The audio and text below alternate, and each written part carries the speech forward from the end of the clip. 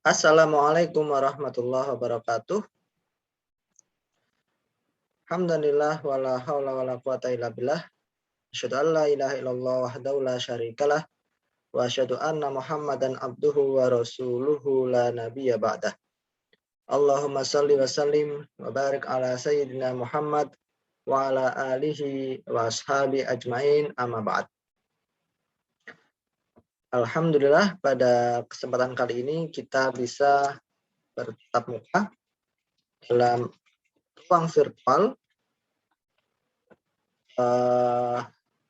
Untuk kali ini PI 3 bisa masuk bersama kita, bergabung bersama kita di Zoom, karena 3 kelas yang lain itu kemarin mengikuti diskusi periodik di LP2M. Kebetulan saya menjadi pembicara.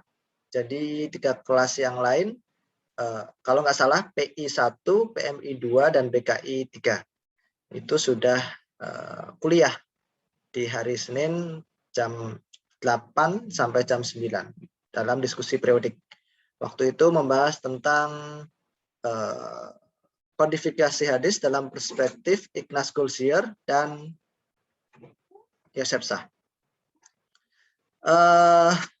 Pada kesempatan kali ini kita memiliki tema hadis pada masa Rasulullah SAW, kemudian hadis pada masa sahabat, dan hadis pada masa tabi'in.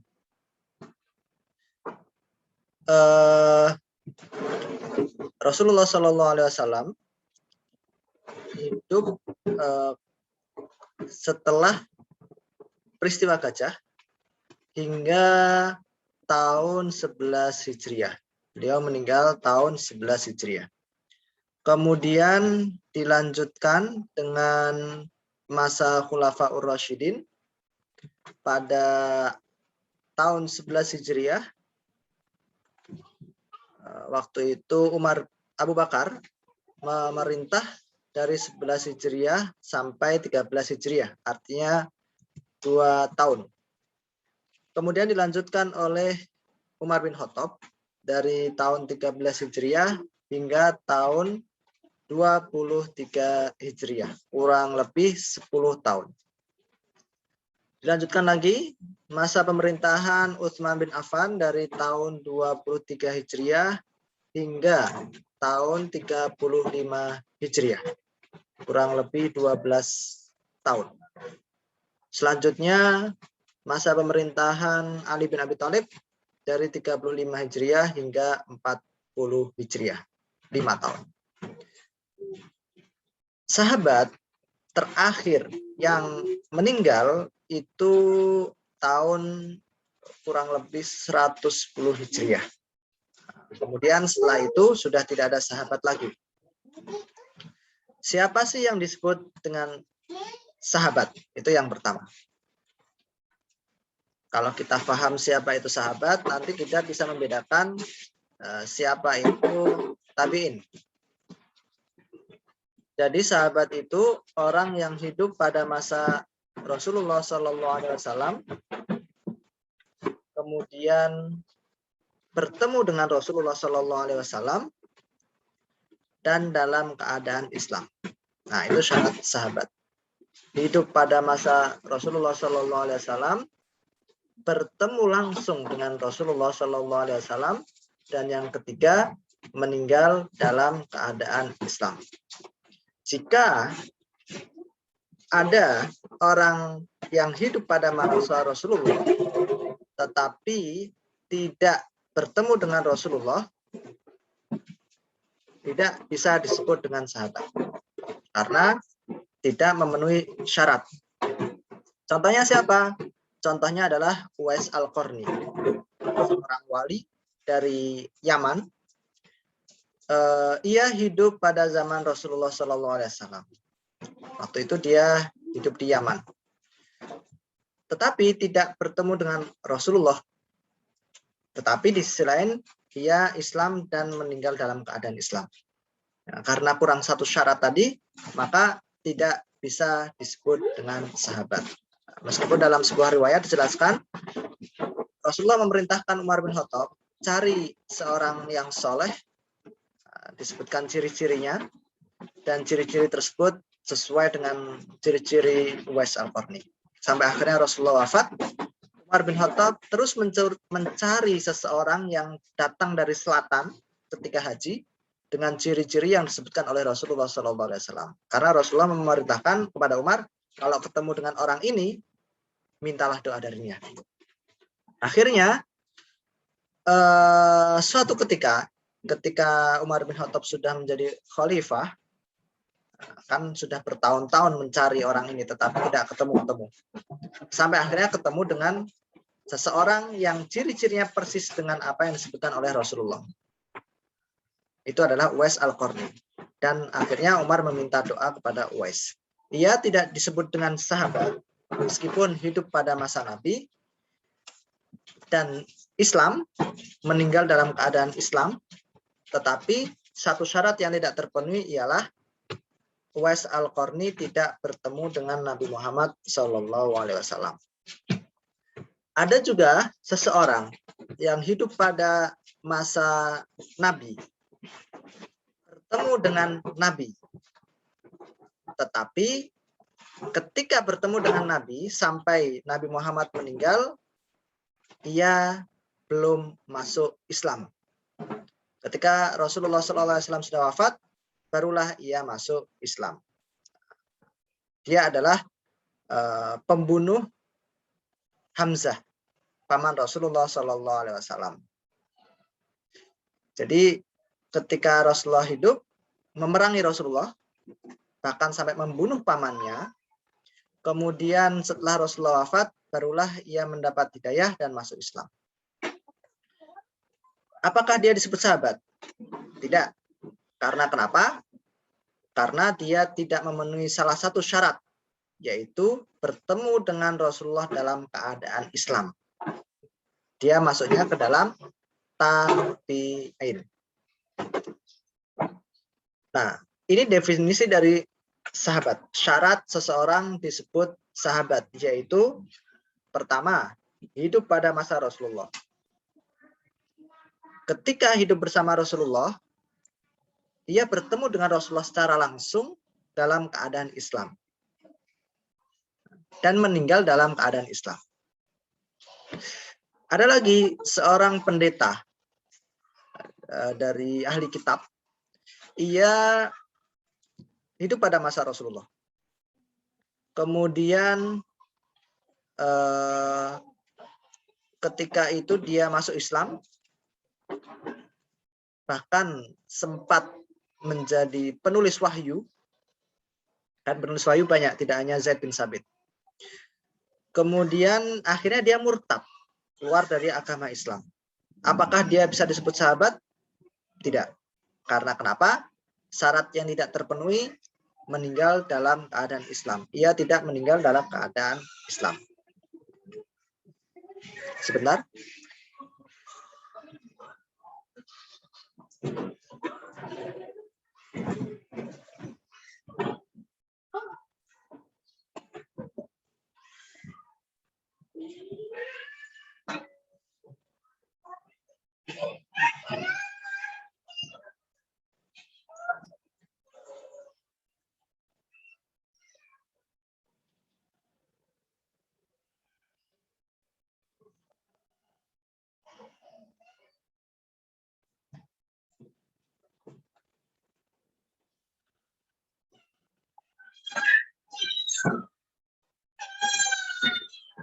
Baik, kita lanjut. Jadi yang namanya sahabat harus memenuhi beberapa persyaratan di atas. Jika tidak terpenuhi salah satunya, maka dia tidak bisa disebut sahabat, tetapi dia masuk ke dalam kategori tabi'in. Mungkin sudah jelas dan sudah tergambarkan siapa itu sahabat dan tabi'in. Sekarang kita akan berbicara hadis pada masa Rasulullah. Hadis pada masa sahabat, hadis pada masa tabi'in. Hadis pada masa Rasulullah SAW. Karena hadis itu definisinya manusia ilan nabi, segala yang dinisbatkan kepada nabi, min qaulin, baik itu ucapan, au fi'lin atau perbuatan, au takririn atau persetujuan, maka segala apa yang diucapkan oleh nabi adalah hadis.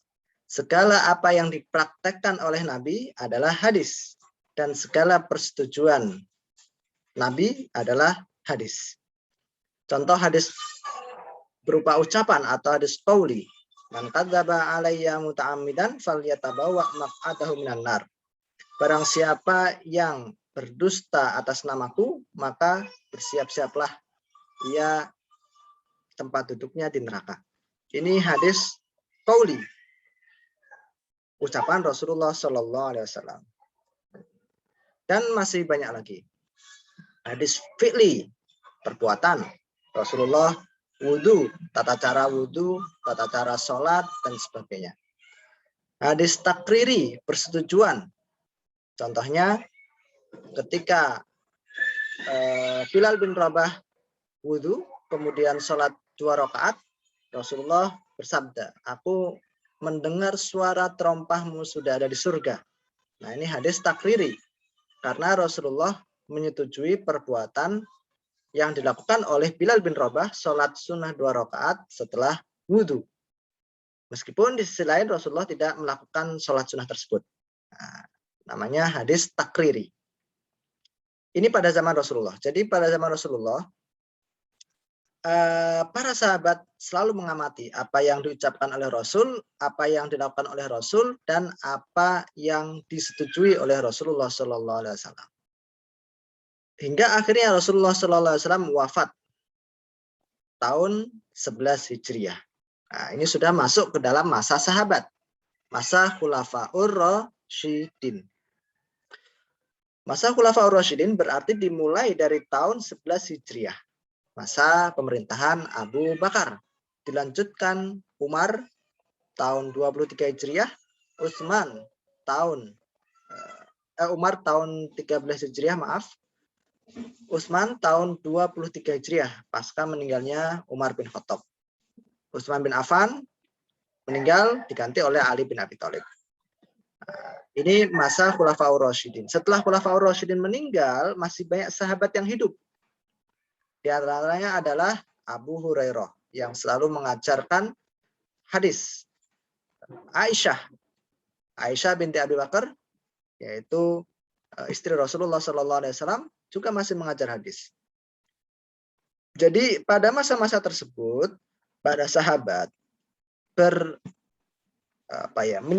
menyebar ke seluruh pelosok negeri. Sahabat yang membuka Mesir yaitu Amru bin As. Jadi Amru bin As itu bersama atau di bawah Gubernur Muawiyah yang ada di Syria. Setelah Syria sudah dibuka atau sudah ditaklukkan Islam, sahabat pertama yang menginjakkan kaki ke Mesir adalah Amru bin As. Nah, ini ke arah barat. Kemudian ke arah timur. Ke Irak, Iran, Afghanistan, yang tan itu. Ke arah timur dilakukan, kalau dulu namanya belum ada Afghanistan seperti itu. Kalau dulu itu namanya masih Basrah. Ada sebuah daerah namanya Basrah, itu kalau sekarang itu ya daerah Irak, Iran itu. Sampai ke timur. Jadi menyebar. Itu zaman Abu Bakar itu sudah mulai penyebaran Islam, berusaha menaklukkan kerajaan besar waktu itu, kerajaan Persia dan Romawi. Kalau sekarang Persia dan Romawi itu seperti Amerika dan Cina. Jadi sebuah negeri yang superpower, yang besar, yang maju, memiliki pasukan yang luar biasa. Jadi kalau seandainya kita lihat Amerika punya pesawat tempur, kemudian punya pangkalan udara di laut, kemudian tentaranya canggih-canggih peralatannya dan sebagainya. Nah, dulu itu ada namanya Persia dan Romawi.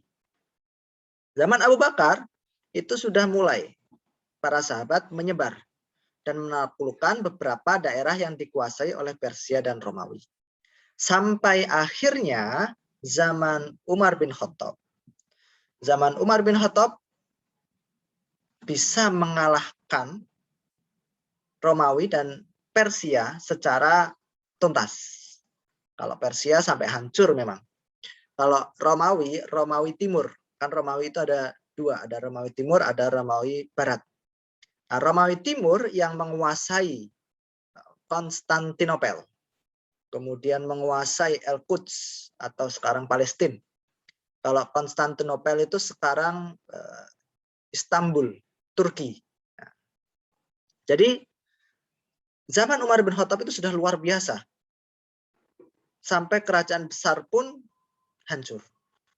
Kan sudah disebutkan itu dalam sebuah riwayat bahwa kerajaan Persia itu pernah dikirimi surat oleh Rasulullah SAW, kemudian disobek-sobek surat tersebut, kemudian Rasulullah mengatakan kerajaan mereka akan hancur sebagaimana mereka menyobek-nyobek kertas ini. Jadi akhirnya hancur di tangan Islam, yaitu dalam masa pemerintahan Umar bin Khattab itu sampai tuntas. Jadi sangat sudah meluas. Kalau di dalam sejarah Islam, kalian membaca istilah atau mengetahui istilah ekspansi, penyebaran Islam.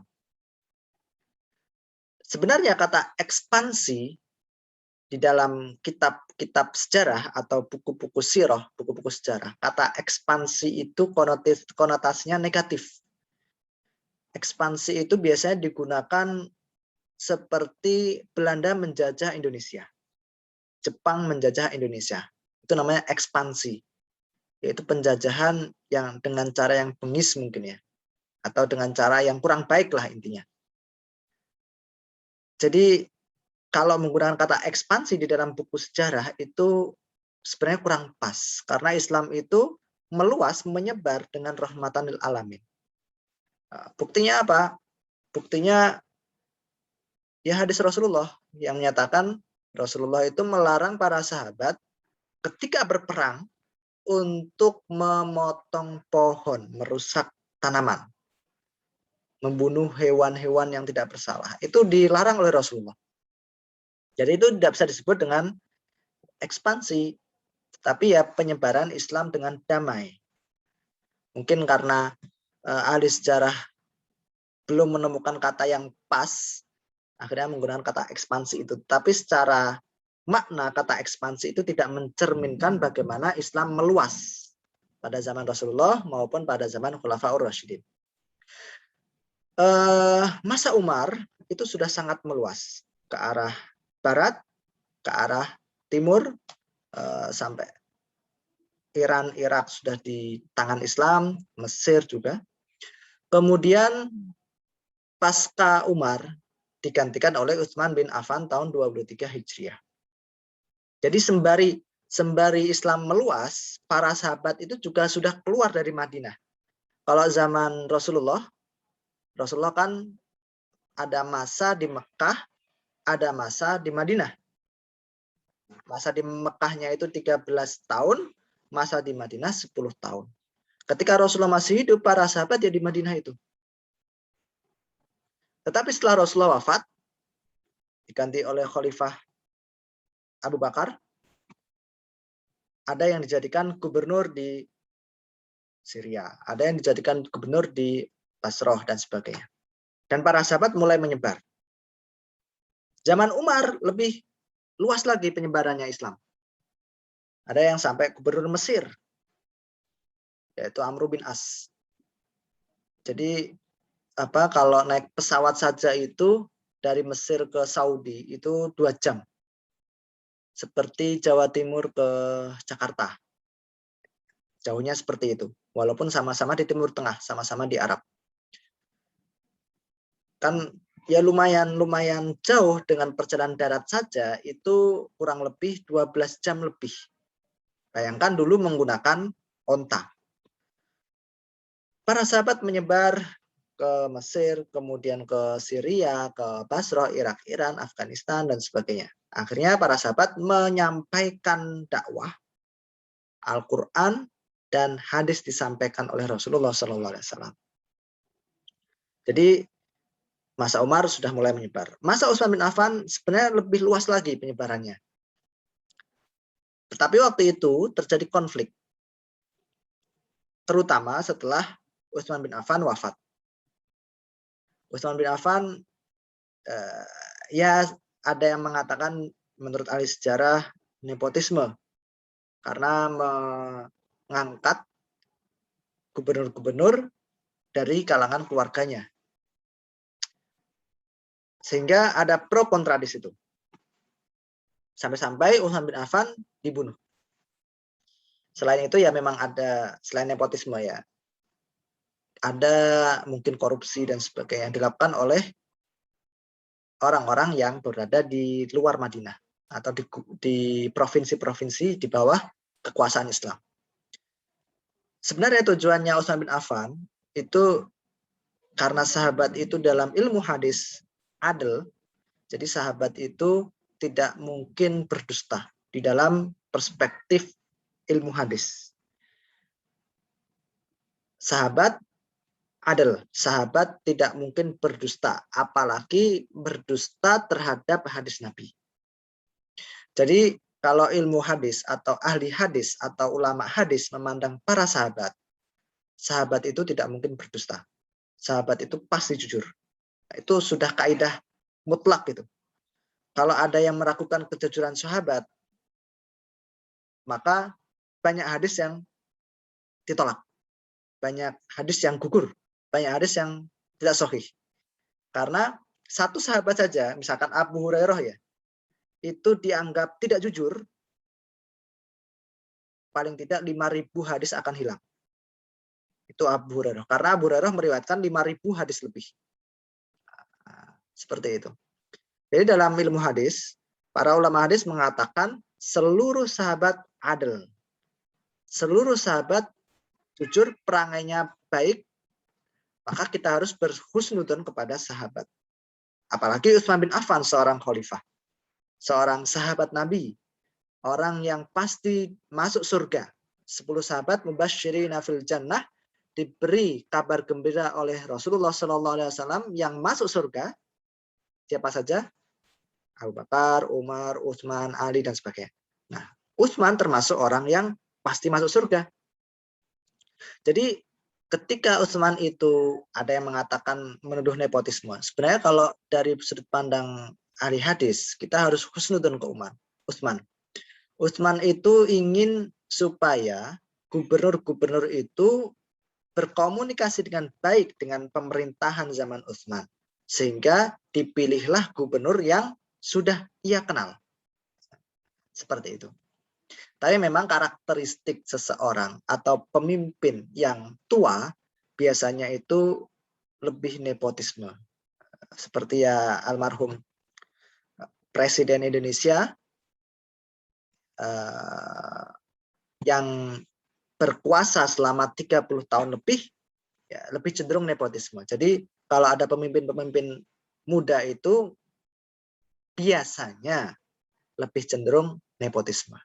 Tapi kalau pemimpin-pemimpin yang masih muda, umur 40 mungkin, umur ya 50 ke atas sedikit lah, biasanya lebih cenderung memilih orang yang kerjanya bagus, nggak harus punya pengalaman, tetapi punya semangat, punya ide, punya inovasi, ya, seperti itu. Biasanya lebih seperti itu kalau pemimpin yang muda itu. Lebih suka dengan inovasi-inovasi. Nah, ini yang terjadi ketika zaman Utsman bin Affan. Ada yang nggak suka dengan pemilihan Utsman bin Affan dengan gubernur-gubernur yang ditunjuk. Sehingga terjadi banyak konflik. Selain itu ditambah dengan korupsi semakin merajalela pada waktu tersebut. Sehingga terjadilah fitnah. Ketika terjadi fitnah, akhirnya umat Islam terpecah. Apalagi setelah Utsman bin Affan meninggal. Ketika Utsman bin Affan meninggal, para gubernur yang ditunjuk oleh Utsman di Syria, di Mesir, di Basrah, dan sebagainya, menginginkan supaya jangan diangkat khalifah terbaru atau jangan diangkat khalifah yang baru sebelum terbukti siapa pembunuhnya Utsman bin Affan.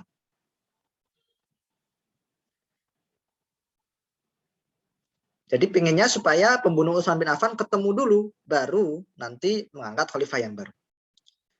Tetapi di sisi lain, ada kelompok kaum muslimin yang menginginkan harus ada khalifah yang baru, meskipun pembunuh Utsman bin Affan ini belum ditemukan. Karena kenapa? Kalau dibiarkan pemerintahan tanpa pemimpin, tanpa khalifah dalam jangka waktu yang lama, apalagi nyari pembunuh kan tidak mudah. Nanti ekonomi akan hancur, keamanan akan kisruh, banyak terjadi perampokan, kerusuhan karena tidak ada pemimpin. Ekonomi juga akan anjlok, seperti itu. Dari sudut pandang pemerintahan memang tidak baik. Bahkan dalam Undang-Undang Dasar 1945 di Indonesia itu sudah diatur, jika ada kekosongan pemerintahan, tidak ada kepala negara, maka nanti disidangkan dan wakil presiden akan maju menggantikan. Jika yang diturunkan dengan tidak hormat itu presiden dan wakil presiden, nanti akan ada sidangnya. Nah, itu ada di undang-undangnya itu.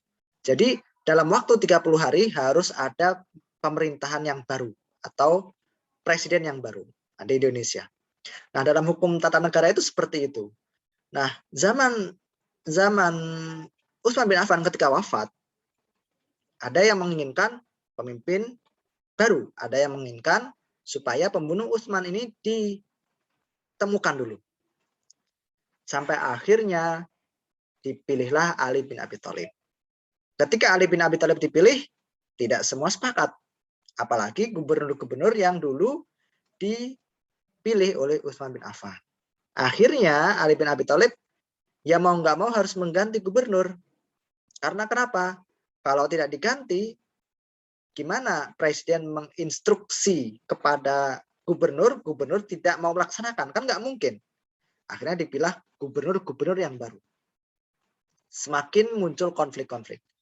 Nah, sehingga ada kelompok Ali atau disebut dengan Syiah. Syiah itu dalam bahasa Arab artinya kelompok, firqoh. Jadi kata Syiah itu sendiri kelompok. Kalau sekarang kan identik dengan kelompok yang sangat menyanjung Ali, seperti itu. Kemudian ada kelompoknya Muawiyah, pendukungnya Muawiyah. Kemudian ada kelompok yang tidak suka dengan Ali dan tidak suka dengan Muawiyah, dan bahkan ingin membunuh keduanya. Itu namanya kelompok Khawarij. Nah, muncul 3 kelompok ini. Bagaimana hadis ketika masa tersebut? Hadis ketika muncul 3 kelompok ini, muncullah hadis maudhu, hadis palsu. Hadis palsu yang dibuat dan dinisbatkan kepada Nabi. Dan itu tidak 1, 2, banyak, bahkan ribuan. Dalam sebuah riwayat dijelaskan, jadi ada seorang, dia sudah memalsukan 5.000 hadis atau ribuan hadis lah. Kemudian ketahuan sama pemerintah, khalifah, kemudian mau dihukum mati, ditanya, kamu sudah memalsukan berapa hadis? Saya sudah memalsukan ribuan hadis. Nah, jadi asal muasalnya itu di situ, dari fitnah. Makanya al-fitnatu asyaddu minal qatl. Di dalam Al-Quran itu dijelaskan al-fitnatu asyaddu minal qatl. Fitnah itu lebih kejam daripada pembunuhan. Karena kenapa? Efeknya, dampaknya luar biasa. Kalau orang membunuh, yang hilang nyawanya cuma satu.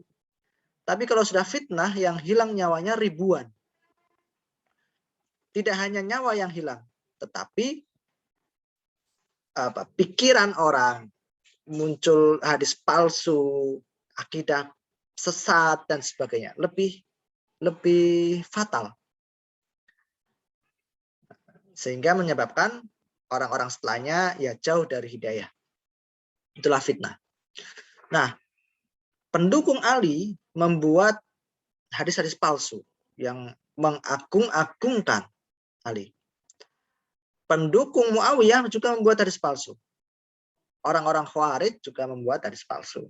Nah, sampai akhirnya orang Khawarij ini mau membunuh Ali, kemudian membunuh Muawiyah, dan membunuh Amru bin As.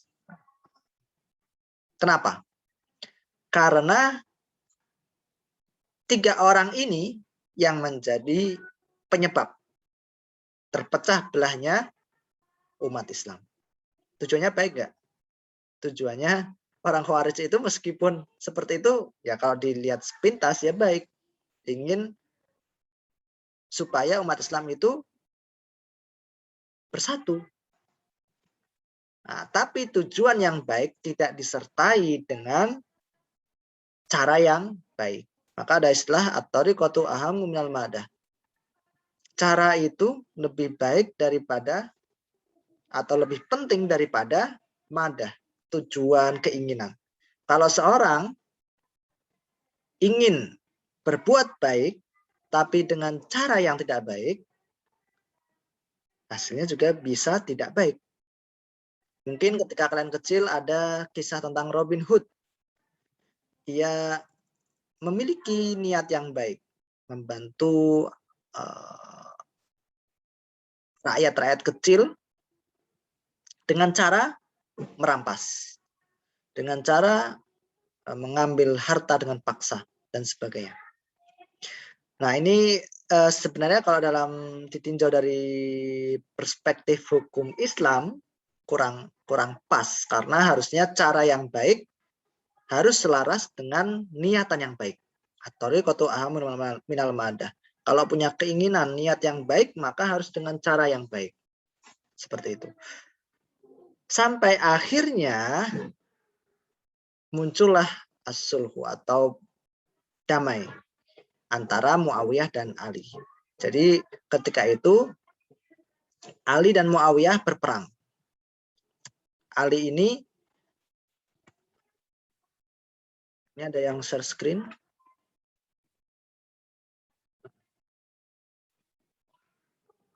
Ketika peperangan, kan Muawiyah itu termasuk gubernur yang diangkat oleh Utsman bin Affan. Dan termasuk yang sangat lantang menentang Ali. Sehingga Ali bin Abi Thalib itu ingin supaya gubernur-gubernur di bawah kekuasaannya itu untuk patuh. Ali bin Abi Thalib dari Madinah ke Syria. Kalau zaman dulu namanya Syam, kalau sekarang itu Syria. Jadi dulu itu Muawiyah menjadi gubernur Syam. Kalau Syam itu zaman sekarang Syria, Palestina, Yordania, Lebanon. Jadi 4 negara Syam itu namanya. Kalau dalam sejarah-sejarah Islam kalian mungkin pernah mendengar Rasulullah itu pernah berdagang atau diajak berdagang oleh pamannya Abu Thalib di Syam. Nah, Syam itu dulu sebuah daerah yang perdagangnya sangat maju karena berada di tempat yang sangat strategis di tengah-tengah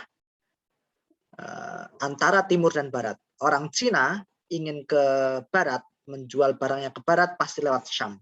Orang Yunani, orang Romawi ingin menjual barangnya ke timur pasti lewat Syam. Jadi tengah-tengah, sangat strategis. Maka menjadi rebutan.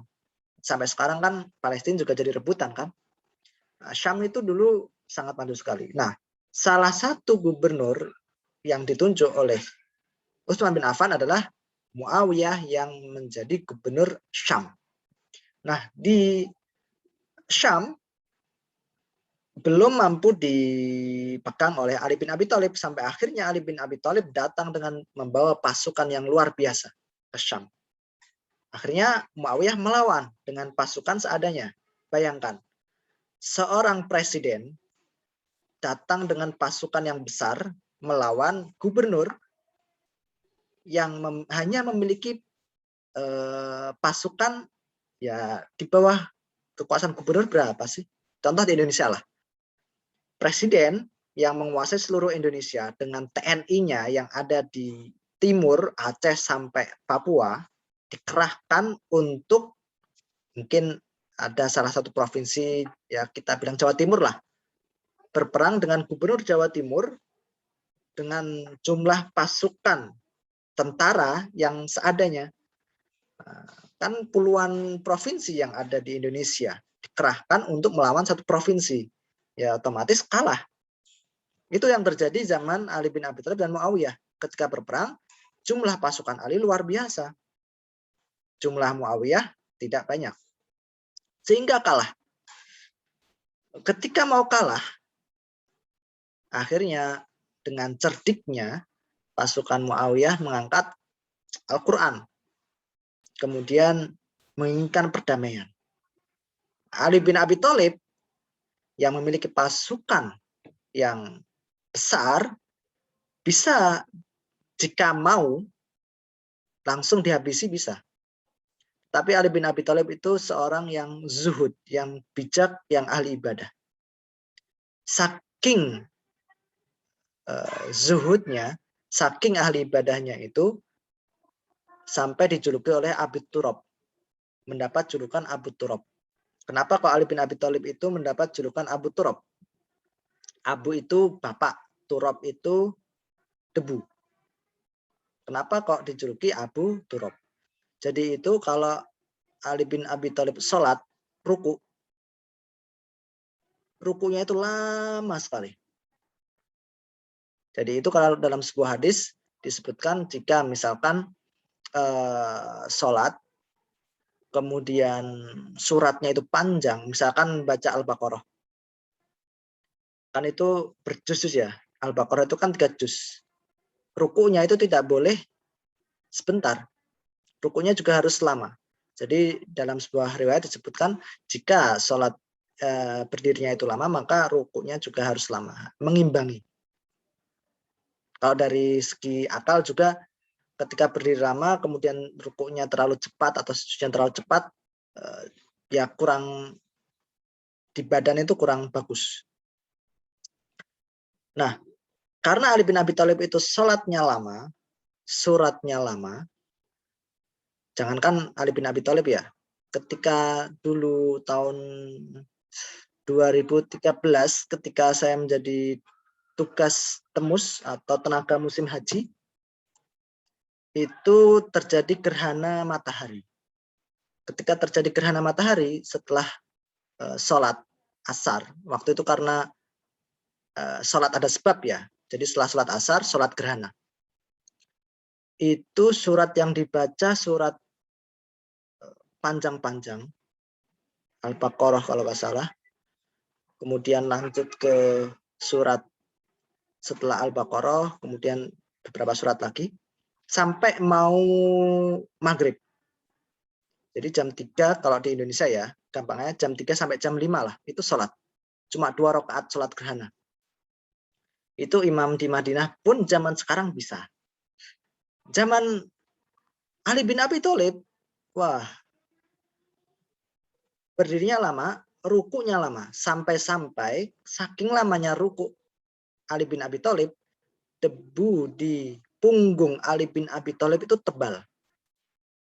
Karena kan dulu masjidnya beda dengan sekarang. Kalau sekarang kan tertutup masjidnya. Kalau zaman dulu nggak ada dindingnya. Nah, jadi cuma tiang ada atap gitu toh. Kalau mungkin kalian mau lihat lihat masjid di Afrika. Itu bentuknya mirip seperti itu. Jadi tiang hanya ada atap. Apalagi pada zaman sahabat yang hidup di gurun pasir kan banyak debu-debu yang dibawa dari gurun pasir itu. Sehingga ketika Ali bin Abi Thalib itu sholat, itu tinggi debu saking numpuk banyaknya di punggung Ali bin Abi Thalib sampai tinggi. Maka disebut dengan Abu Turab. Karena Abu bapak, Turab itu debu. Karena ketika rukuk saking lamanya terkumpullah turab debu-debu itu sampai tinggi. Sangat ahli ibadah, sangat bijak. Sehingga ketika pasukan Muawiyah itu mengangkat Quran berdamai, Ali bin Abi Thalib langsung memutuskan hentikan. Kita berdamai. Padahal di sisi lain kalau mau mengalahkan mudah. Akhirnya terjadi perdamaian. Ali bin Abi Thalib diwakili oleh Abu Musa al-Asy'ari, Muawiyah diwakili oleh Amr bin As. Di tengah perdamaian tersebut, di hari yang lain ya, akhirnya kesepakatannya Amr bin As sebagai wakil Muawiyah bersedia menurunkan Muawiyah dari jabatan pemimpin kelompok yang mendukung Muawiyah itu. Di sisi lain, Ali bin Abi Thalib yang diwakili oleh Abu Musa al-Asy'ari itu harus menurunkan Ali bin Abi Thalib dari kekhalifahan. Jadi sama-sama diturunkan. Ali diturunkan dari khalifah, Muawiyah diturunkan dari khalifah. Setelah itu kesepakatannya kita pilih khalifah yang baru secara bersama-sama, satu khalifah. Seperti itu. Biar tidak ada perpecahan di dalam umat Islam. Akhirnya Amr bin As itu orang yang cerdik. Amr bin As itu siapa sih? Amr bin As itu dulu yang sangat awalnya itu yang sangat menentang Rasulullah. Ahli diplomasi. Bahkan ketika Rasulullah itu pergi ke atau hijrah ke Ethiopia, Afrika itu. Atau Rasulullahnya tidak hijrah, tetapi sahabat disuruh Rasulullah untuk hijrah ke Ethiopia, yang diutus oleh kaum kafir Quraisy untuk ke Ethiopia atau Habasyah. Jadi kalau dalam sejarah Islam itu ada Habasyah. Hijrah ke Habasyah 1, hijrah ke Habasyah 2. Sahabat disuruh pergi oleh Rasulullah ke Habasyah. Sudah pergilah. Kaum kafir Quraisy banyak yang membunuh. Beberapa sahabat pergi ke sana. Kemudian kaum kafir Quraisy mengejar. Dan salah satu yang diutus adalah Amr bin As. Amr bin As itu seorang ahli diplomatik. Sehingga ketika nyampe ke Habasyah, Amr bin As langsung menyampaikan kepada Raja Habasyah dengan membawa upeti atau harta supaya memberikan kaum muslimin, pengikut Nabi Muhammad, ke kaum kafir Quraisy. Nah, seperti itu. Karena Amr bin As itu ahli diplomatik. Nah, ketika zaman Ali dan Muawiyah itu berkonflik, ingin berdamai, Amr bin As menjadi perwakilan Muawiyah, seorang ahli diplomatik. Abu Musa al-Asy'ari perwakilan dari Ali bin Abi Thalib, seorang sahabat senior. Nah, akhirnya apa? Amr bin As mengatakan, karena engkau sahabat yang senior, saya persilahkan dulu untuk maju dan menurunkan Ali bin Abi Thalib dari khalifah. Akhirnya Abu Musa al-Asy'ari maju dan menurunkan Ali bin Abi Thalib dari kekhalifahan. Sudah sah, tidak ada khalifah Ali karena sudah diturunkan oleh Abu Musa al-Asy'ari. Selanjutnya giliran Amr bin As. Amr bin As maju. Ketika Amr bin As maju, dia cerdik ya. Kalau dibilang licik itu lebih negatif sih. Ya karena sahabat kita bilang cerdik. Karena sudah tidak ada khalifah Ali, Amr bin As mengatakan sekarang yang menjadi khalifah adalah Muawiyah. Sehingga perdamaian tersebut semakin semakin marahlah pendukung Ali bin Abi Thalib. Seharusnya kan yang dilakukan oleh Amr bin As menurunkan Muawiyah, tetapi justru sebaliknya malah mengangkat Muawiyah menjadi khalifah yang disetujui oleh kaum muslimin. Akhirnya tidak ditemukan kata sepakat di situ dan terjadi peperangan lagi. Singkat cerita, Muawiyah kembali ke Syam sebagai khalifah. Kenapa? Karena kan Ali sudah resmi diturunkan oleh Abu Musa al-Asy'ari dan Amr bin As malah mengangkat menjadi khalifah kaum muslimin. Yang menjadi khalifah ya akhirnya Muawiyah. Ali bin Abi Thalib kembali ke Madinah. Nah, setelah itu orang Khawarij marah karena dua kelompok ini yang menjadi umat Islam terpecah belah. Harusnya dua orang ini dibunuh. Orang Khawarij mengutus satu orang ke Ali bin Abi Thalib untuk membunuh dan berhasil. Ali terbunuh. Kemudian mengutus satu orang ke Muawiyah untuk dibunuh dan satu lagi Amr bin As yang harus dibunuh, kata orang Khawarij. Amr bin As tidak berhasil dibunuh, Muawiyah tidak berhasil dibunuh. Yang terbunuh adalah Ali tahun 40 Hijriah. Setelah Khulafaur Rasyidin bergantilah dinasti Umayyah. Nah, dinasti Umayyah itu kan kakek moyang, nenek moyang Muawiyah itu ada namanya Umayyah. Nah, ini masih zaman sahabat karena orang-orang yang hidup pada zaman tersebut tahun 40 Hijriah masih bertemu Nabi dan dalam keadaan Islam. Meskipun pada zaman tersebut mulai muncul banyak hadis palsu. Dinasti Umayyah dari tahun 40 Hijriah sampai tahun 131 Hijriah.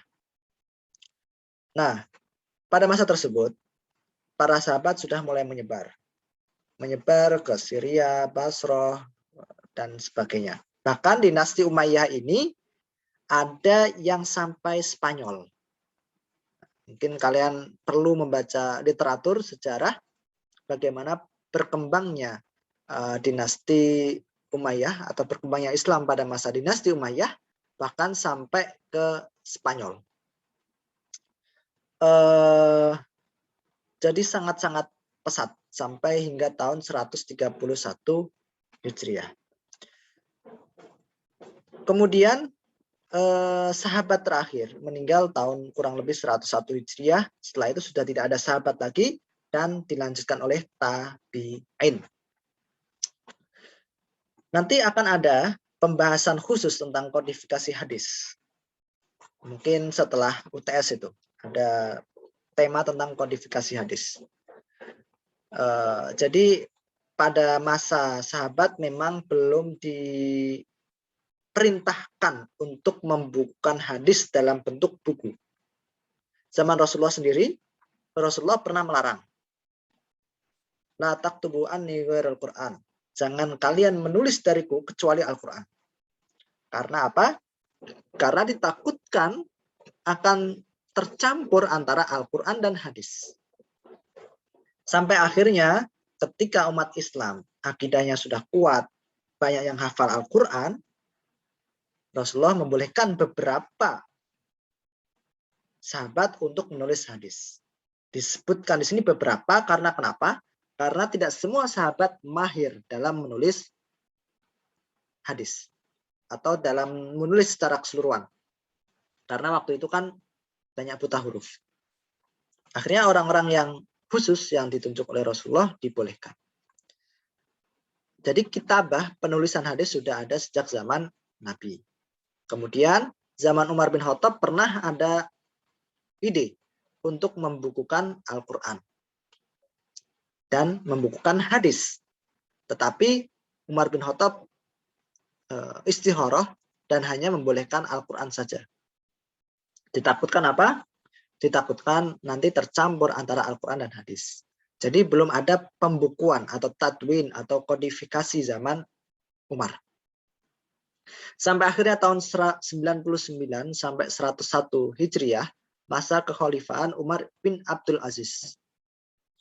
Salah seorang khalifah dinasti Umayyah. Dia masih memiliki garis keturunan sampai kepada Umar bin Khattab. Disebut cicitnya.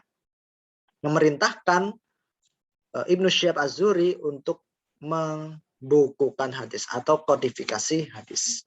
Sehingga pada zaman tabi'in ini hadis itu mulai dikodifikasi, kemudian sampai berupa buku, muncul nanti Imam Malik dengan kitab Muwatta, kemudian Imam Malik memiliki murid Imam Syafi'i dengan kitab Musnad Syafi'i, Imam Syafi'i memiliki murid Imam Ahmad bin Hanbal dengan kitab Musnad Ahmad bin Hanbal, Imam Ahmad memiliki murid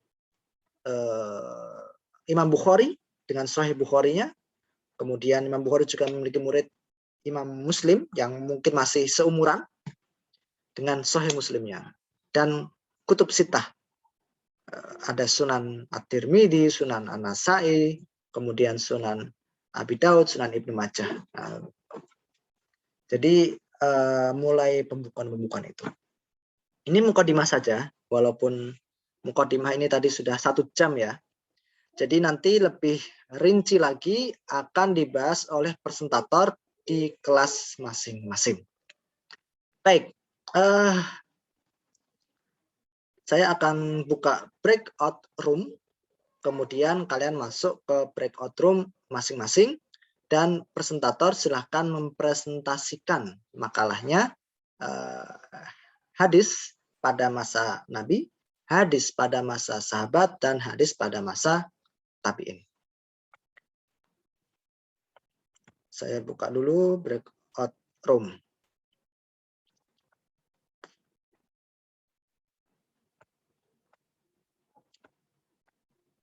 Bagi yang belum bisa masuk breakout room secara mandiri, maka silahkan ganti atau rename akun Zoom-nya, di depannya dikasih PKI 1 atau PKI 2 atau PMI 1 supaya saya bisa memasukkan.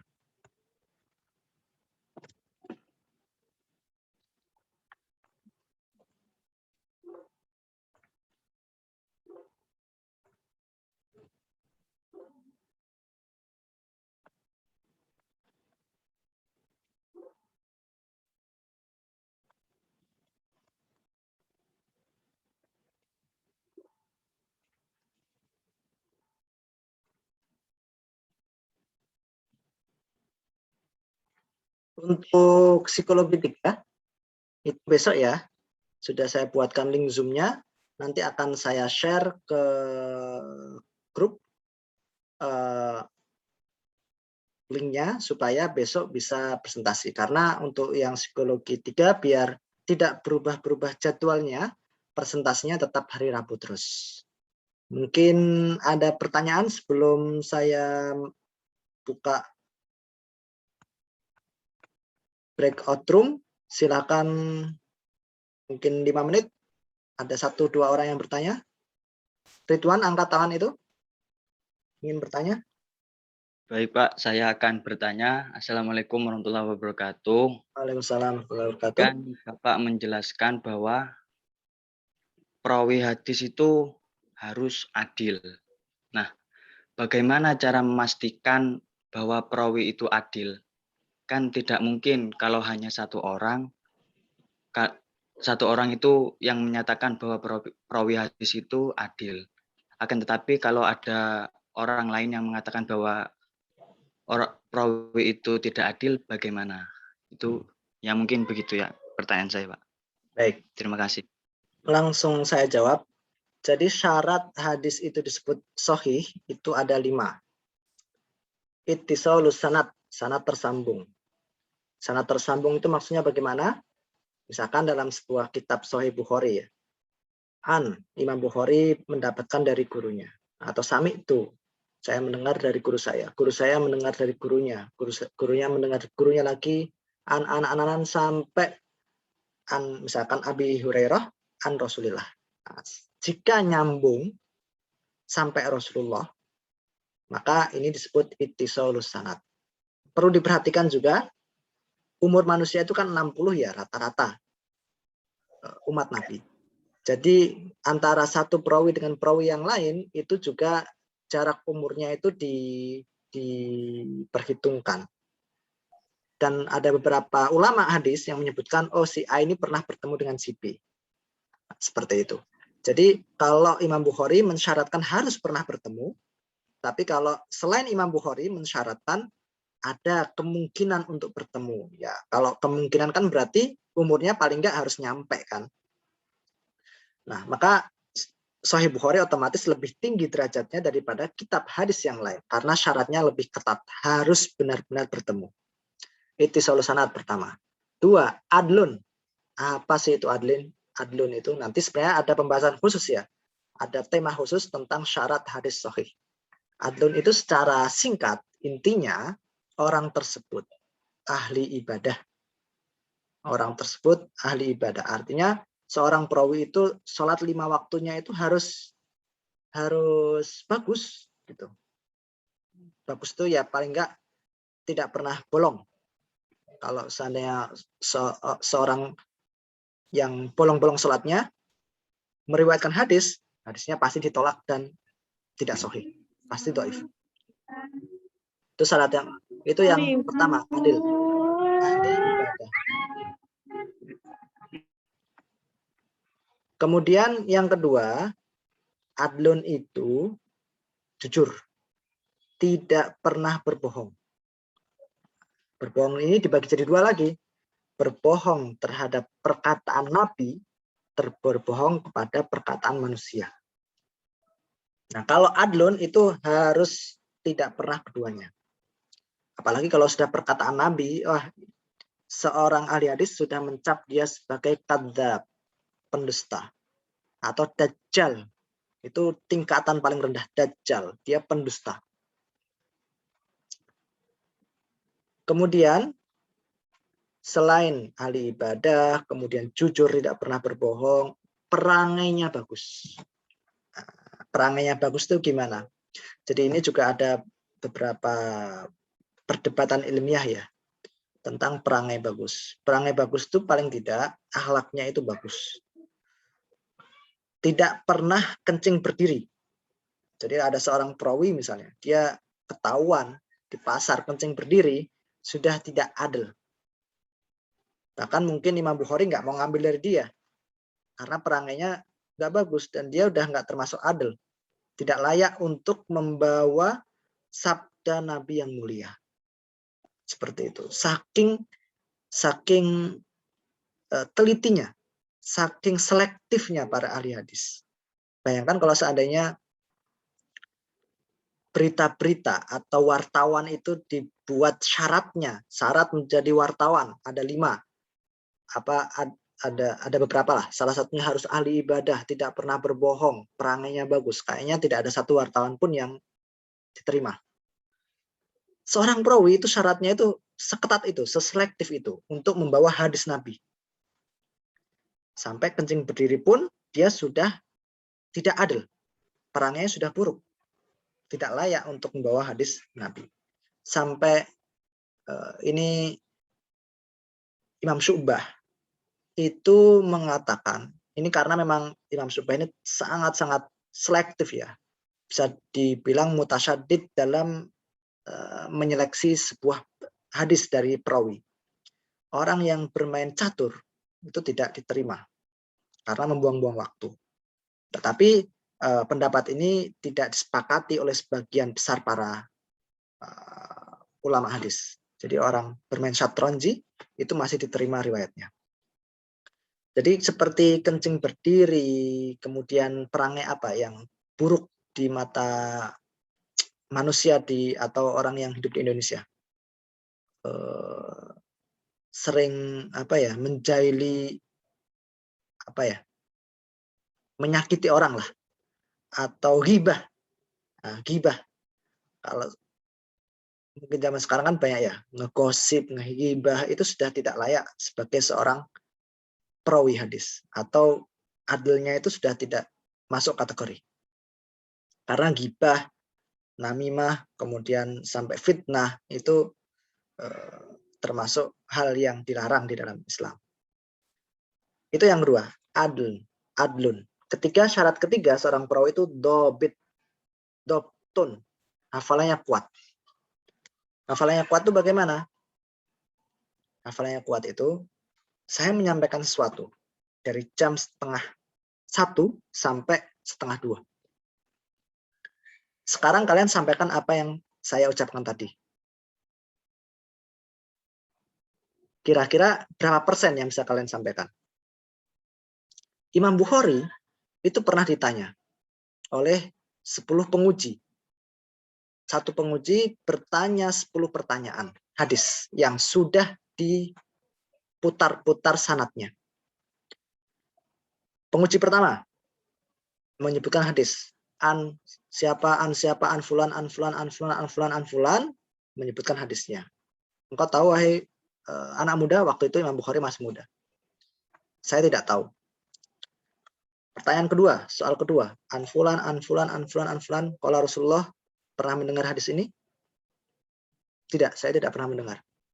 An fulan, an fulan, an fulan, an fulan. Pertanyaan ketiga. Sampai pertanyaan ke-10 dari penguji pertama, Imam Bukhari menjawab tidak mendengar satupun hadis tersebut. Kemudian setelah penguji pertama, penguji kedua, penguji ketiga, 4, 5, 6, 7, 8, 9, 10, sampai 10 penguji, Imam Bukhari menjawab tidak mendengar satu hadis pun. Setelah selesai penguji ke-10 dengan soal terakhirnya, ya kurang lebih 100 ya, Imam Bukhari mengatakan, penguji pertama, hadis pertama, yang benar tidak seperti itu. Yang benar urutan sanadnya, an fulan, an fulan, an fulan, an fulan, an fulan, an fulan, hadisnya seperti ini. Soal kedua dari penguji pertama, yang disebutkan bukan seperti itu. Yang benar urutannya adalah an fulan, an fulan, an fulan, an fulan, seperti ini. Soal ketiga dari penguji pertama, tidak seperti itu. Yang benar adalah an fulan, an fulan, an fulan. Dan itu diurutkan. Penguji pertama 10 soal, penguji kedua 10 soal, sampai 10 penguji, dan dijawab dengan cepat oleh Imam Bukhari, dan tentunya tepat. Sekali mendengar langsung hafal. Itu hebatnya Imam Bukhari. Itu dobit. Dobit itu hafal dari A sampai Z tanpa ada kesalahan sedikit pun. Bahkan lafalnya persis. Contohnya apa? Man kadzaba alayya muta'ammidan falyatabawa maq'adahu minan nar. Lafal hadis ini muncul dari mulut Nabi Muhammad SAW sampai sekarang tanpa dirubah satu huruf, bahkan satu harokat pun, persis, tidak berbeda huruf, tidak berbeda satu harokat, bahkan satu titik pun tidak berbeda. Nah, itu dobit. Hafalannya kuat, tam, sempurna. Nah, dobit itu nanti dibagi jadi dua. Kalau ada perawi yang hafalannya tidak sempurna, tidak persis, titik, harokat, bunyi a, e, u-nya, itu tidak tam. Nanti nakisud dobet, hafalannya kurang sempurna. Sehingga dia meriwayatkan hanya sesuai pemahaman dia, substansinya sama, lafalnya berbeda. Jadi kalau saya menjelaskan dari 1:30 sampai 1:30 ini, kalian menjelaskan, mungkin kalian bisa menjelaskan. Tetapi apa yang kalian jelaskan, ucapannya tidak persis seperti apa yang saya ucapkan. Ya kan? Ini dobitnya tidak tam, tidak sempurna. Tetapi substansinya dapat. Itu masih diterima riwayatnya, tetapi tidak sampai derajat sahih. Tetapi hanya sampai hasan. Jadi kalau seandainya kita melihat para ahli hadis itu luar biasa hafalannya. Kita sangat-sangat jauh. Sangat jauh sekali. Seperti itu. Ittisalus sanad, adlun, dobit. Ketika tanpa ada syad, tanpa ada ilat. Syad itu pertentangan antara hadis sahih dengan yang lebih sahih. Itu nanti akan dibahas di dalam hadis sahih. Tema khusus hadis sahih. Kalau dijelaskan akan panjang. Kemudian yang kelima, tanpa ada ilat atau cacat. Itu juga akan dijelaskan di topik yang lain. Mungkin ada pertanyaan lagi? Jika tidak ada, langsung saya buka breakout room-nya. Saya kira cukup ya, supaya ada waktu untuk berdiskusi.